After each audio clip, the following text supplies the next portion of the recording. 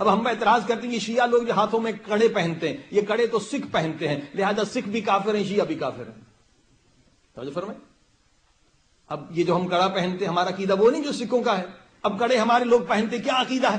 جب تک کہ مقصد پتہ نہیں ہوگا آپ کسی کا جواب نہیں دے سکتے. علماء کا کام ہے مقصد بتانا، یہ نہیں جو علماء آپ کو سمجھا رہے ہیں آپ سمجھیں، علم کو سمجھیں کہ یہ کڑا جو ہے اس کا کیا مقصد ہے. اب کڑا کیوں پہنتے لوگ؟ یہ عشق کی بات، محبت کی بات. کڑا پہنتے ہیں کیونکہ امام زین العابدین علیہ السلام کے ہاتھوں میں ہتھکڑی لگی. ٹھیک ہے، اب امام کا نام بھی لکھ دیا تاکہ وہ یاد تازی رہے. ٹھیک ہے، عشق میں اگر کسی نے کر لیا تو کوئی حرج نہیں، لیکن اگر مقصد کو سمجھ کے اس نے نہیں پہنا، کسی نے پوچھ لیا، اس نے کہہ دیا کہ امام کی میں سنت ادا کر رہا ہوں، یہ الٹا ہو جائے گا، قرآن کے خلاف ہو جائے گا، حدیث پورے پرنسپل کے خلاف ہو جائے گا.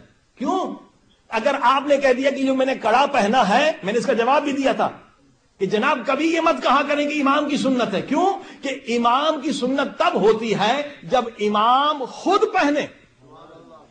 یزید نے جب پہنایا تو آپ اسے سنت نہیں کہ. نقصان کیا ہوگا؟ نقصان یہ ہوگا کہ اگر آپ نے کہہ دیا کہ امام کی سنت ہے تو پھر یزید نے پردہ اتارا تھا تو پردہ اتارنا بھی سنت ہو جائے گی، اور جب پردہ اتارنا سنت ہو جائے گی تو قرآن کی ساری آیتوں کی توہین ہو جائے گی.